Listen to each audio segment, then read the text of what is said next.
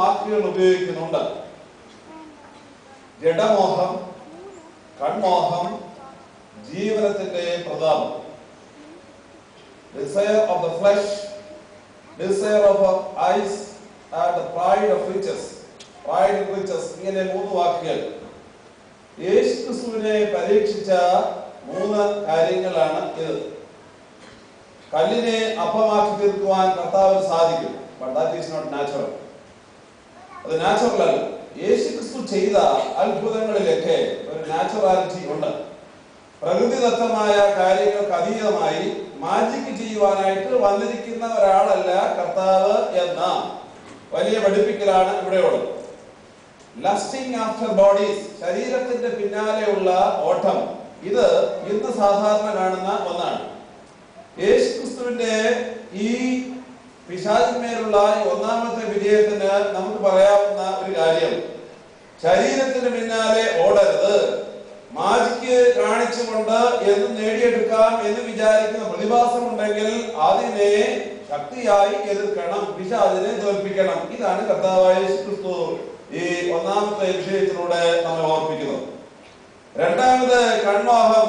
ലോകത്തിലുള്ളത് സർവ്വതും കാണിച്ചതിന് ശേഷം നീ എന്റെ മുൻപാകെ മുട്ടുകുത്തിയാൽ നിനക്കിതെല്ലാം ഞാൻ നൽകിക്കൊള്ളാം എന്ന് സാത്താൻ പറയുമ്പോൾ അവന്റെ മുമ്പാകെ വീഴാതെ നിൽക്കുകയും അവനെ ആട്ടിപ്പായിക്കുവാനായി ശക്തനാവുകയും ചെയ്യുന്ന കർത്താവിനെ നമ്മുടെ കാണുന്നു. ഇന്ന് നാം എല്ലാവരും ഏത് തലത്തിൽ നിൽക്കുന്നു? പിശാച് നമ്മുടെ മുമ്പാകെ വന്ന്, അതും വളരെ സുന്ദരമായ വേഷത്തിൽ വന്നു നിന്ന്, ഇതെല്ലാം എന്റേതാണ്, നീ ഒന്ന് മുട്ടുകുത്തിയാൽ മതി എന്ന് പറയുമ്പോൾ എത്ര പേര് മുട്ടുകുത്താതിരിക്കും എന്നുള്ളത് ചോദ്യമാണ്. ആ ചോദ്യത്തിന് ഉത്തരം കണ്ടെത്തേണ്ട ദിവസമാണ് ഇന്ന്. പിശാചിന് മുമ്പാകെ മുട്ടുകുത്താനുള്ള വിളി നമുക്കില്ല. കണ്ണ് വല്ലാത്ത പഴക്കോട്ടാക്കുന്നതാണ്. നിങ്ങളുടെ കണ്ണ് നല്ല കണ്ണ് എനിക്കറിയാം. കുവൈറ്റ് പള്ളിയിൽ ആരാധനയ്ക്ക് കൂടുന്ന ദൈവങ്ങളുടെ എല്ലാവരുടെയും കണ്ണ് വളരെ നല്ലതാണ്. പക്ഷെ ഞങ്ങൾ ചെന്നൈയിലും കേരളത്തിലും ഒക്കെ പലരുടെയും കണ്ണ് വളരെ അഴുക്ക് കണ്ണാണ്. അതിൻ്റെതായ കുഴപ്പങ്ങൾ നമ്മുടെ സമൂഹത്തിലുണ്ട് എന്നത് ഒരു യാഥാർത്ഥ്യമാണ്. അതുകൊണ്ട് കണ്ണിനെ നല്ലതാക്കണം, കണ്ണോടുള്ള മോഹത്തെയും ഇല്ലാതെയാക്കണം എന്നാണ്. ഡിസയർ ഓഫ് ദ ഫ്ലഷിനെ, ഡിസയർ ഓഫ് ദ ഐസിനെ ഇല്ലാതാക്കുന്ന വലിയ ഒരു പാഠമാണ് കർത്താവായ യേശുക്രിസ്തു പഠിപ്പിക്കുന്നത്. ദേവാലയത്തിന്റെ മുകളിൽ നിന്ന്, ഗോപുരത്തിന്റെ മുകളിൽ നിന്ന് താഴേക്ക് ചാടുവാൻ പറയുമ്പോൾ യേശുക്രിസ്തുവിന് ചാടുന്നതിന് യാതൊരു പ്രയാസവുമില്ല. കർത്താവിനാൽ അസാധ്യമായതൊന്നുമില്ല. പക്ഷെ കർത്താവ് പറഞ്ഞു, നീ എന്നെ വിട്ടുപോകുക. ദൈവമായ കർത്താവിനെ മാത്രമേ ആരാധിക്കാവൂ. ജീവനത്തിന് പ്രതാപം, അത് വളരെ പ്രധാനപ്പെട്ട ഒന്നാണ്. മാജിക്ക് കാണിച്ച് എല്ലാവരേക്കാൾ വലിയവരാണ് ഞാൻ എന്ന ബോധമുണ്ടാക്കുക. നമ്മൾ പലരും ചെയ്ത അങ്ങനെ വലിയ രീതിയിൽ വലിയ വസ്ത്രങ്ങളൊക്കെ ഇട്ട് മെത്രനൊക്കെ ആയിട്ട് ഇങ്ങനെ നിന്ന് കഴിഞ്ഞാൽ എല്ലാവരും എന്നെ മുൻപാകെ വരുമെന്ന ഒരു ചിന്ത ഇന്ന് പലർക്കുമുണ്ട്. അത് എനിക്കുമുണ്ട്, നിങ്ങൾക്കുണ്ട്. ആ ഒരു ചിന്തയെ ഇല്ലാതെയാക്കുവാൻ കർത്താവ് വിളിക്കുന്നു. വളരെ പ്രധാനപ്പെട്ട 3 കാര്യങ്ങളാണ് യേശു. മോശെയും ഏലിയാവും 40 ദിവസം നോമ്പെടുത്തു, നമ്മുടെ കർത്താവ് നോറ്റു, ആകർസായെ യേശു. ഈ നോമ്പ് കാലത്ത് 40 ദിവസവും നാം പാടിയതാണ്. 40 ദിവസവും പാടിയെങ്കിൽ ഏലി മുതൽ ആകർസായെ ജയിക്കുന്ന കർത്താവിന്റെ മക്കളായി തീരുവാൻ ഈ 40 ദിവസം നോമ്പ് നമ്മെ പഠിപ്പിക്കുന്നു. ആകർസ എന്ന വാക്കിന്റെ അർത്ഥം പിശാച് എന്നാണ്. പക്ഷെ സാധാരണ പിശാചല്ല. ഓഖേൽ എന്ന് പറഞ്ഞാൽ ഭക്ഷിച്ചു, ഖർസോ എന്ന് പറഞ്ഞാൽ ദൂഷണത്തിന്റെ ഉദരം എന്നാണ് അർത്ഥം. നമ്മുടെയൊക്കെ വയറ്റിൽ, ഉദരത്തിൽ പരദൂഷണം ഇരിപ്പുണ്ടെങ്കിൽ നാം എല്ലാം ആരാണ്? ആകൽ കർസായാണ്. നിങ്ങൾ അങ്ങനെ അല്ല, അങ്ങനെ ആകരുത്.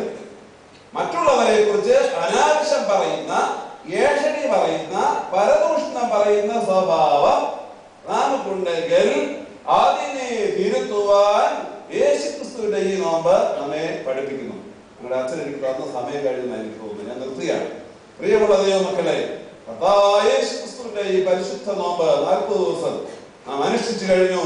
ഇനി കഷ്ടാനുഭവത്തിലേക്കും തീർപ്പിലേക്കും നാം പ്രവേശിക്കുന്നു.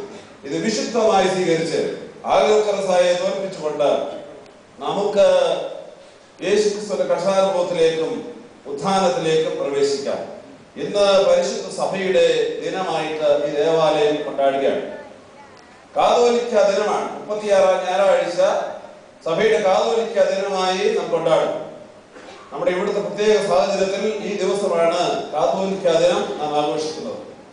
കൂടുതലായി അതിനെക്കുറിച്ചൊന്നും പറയുവാൻ ആഗ്രഹിക്കുന്നില്ല. നാം പരിശുദ്ധ മാർത്തോമാ ശ്ലീഹ ഭാരതത്തിൽ സ്ഥാപിച്ച സഭയുടെ അംഗങ്ങളാണ്. അടിവരയിട്ട് പുറത്തു പറഞ്ഞു.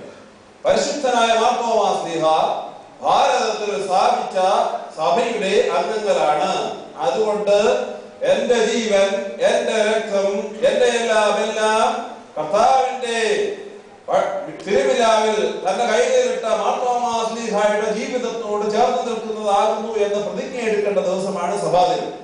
കാതോലിക്ക എന്ന് പറഞ്ഞാൽ പൊതുവിന്റെ പിതാവാണ്. പാത്രിർക്കീസ് എന്ന് പറഞ്ഞാൽ നഗരത്തിന്റെ പിതാവാണ്. നഗരത്തിന്റെ പിതാവും പൊതുവിന്റെ പിതാവും മാർത്തോമാ ശ്ലീഹയുടെ പിൻഗാമിയും